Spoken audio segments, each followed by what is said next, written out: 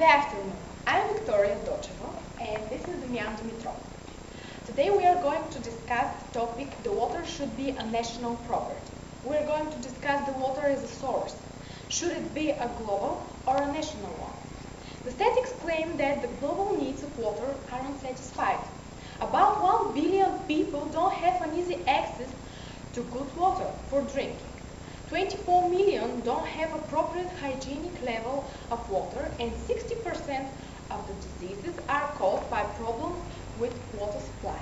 Our first argument is about whose property the water is. It is a constitutional right to every country to own and govern the water resources on its territory. They are an essential part of the national heritage, identity, and wealth. The right is guaranteed on the conference in Stockholm in 1972, organized by the Organization of the United Nations. Our second argument claims the water as a stock. Countries which have fuel resources have the right to govern, protect, and trade with them. The water is a source too, so it has specific value. If it became a global property, many countries would lose their capitals, which will influence to the economy. The best way to govern this source is the local governing. If one source has a real owner represented by the legal institution, this owner is the most interested one to take care of the water properly. It is aimed the water to be stored and protected very carefully in order to be a good product of trade. Hello, I am Elisa Pavlova and this is Slava Stefan. While the world's population triples in the 20th century, the use of renewable water resources has grown sixfold. Within the next 50 years, the world population will increase by another 40 to 50%. This population growth, coupled with industrialization and urbanization, will result in an increasing demand for water and will have serious consequences on the environment.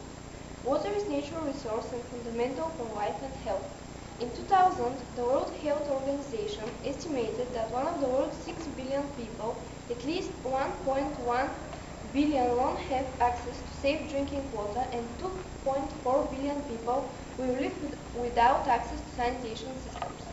An estimated 14,000 to 30,000 people, mostly young and elderly, die every day from avoidable water-related diseases. The lives of these people, who are among the poorest on our planet, are often devastated by this deprivation, which impedes the enjoyment of health and other human rights.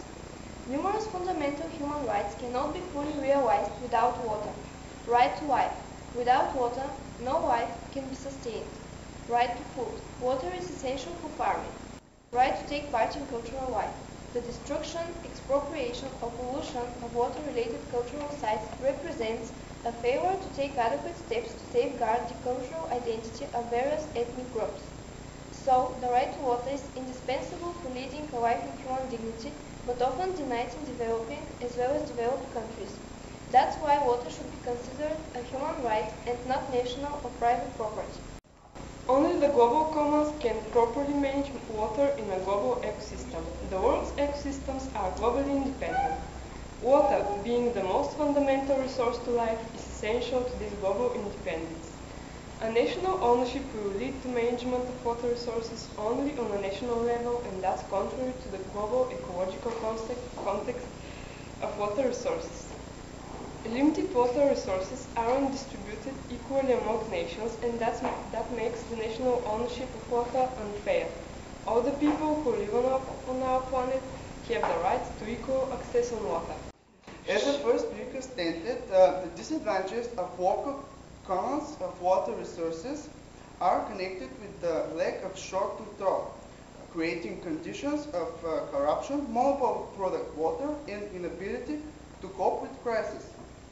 That's why the best solution is the local governing of water resources, the fastest and most efficient way of managing with protection and storage of water for humanity.